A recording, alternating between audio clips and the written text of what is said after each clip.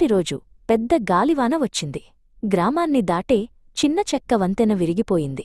ప్రజలు ఆందోళన చెందారు, ఎందుకంటే అవతలి వైపు పొలాలకు వెళ్లాలంటే అదే మార్గం.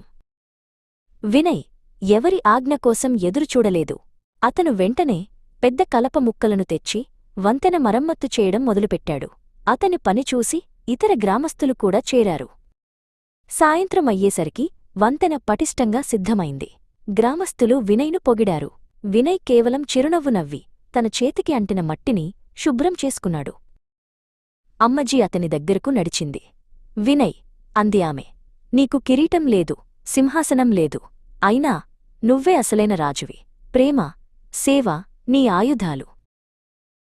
వినయ్ నవ్వి, అమ్మజీ, నిజమైన నాయకత్వానికి కిరీటం అవసరం లేదు. నా ప్రజలకు సేవ చేయడమే నాకు ఉన్న ఏకైక గౌరవం. అదే నా కిరీటం అన్నాడు. సమృద్ధి గ్రామంలో వినయ్ రాజుగా కాకుండా మానవత్వానికి ప్రతిరూపంగా నిలిచాడు.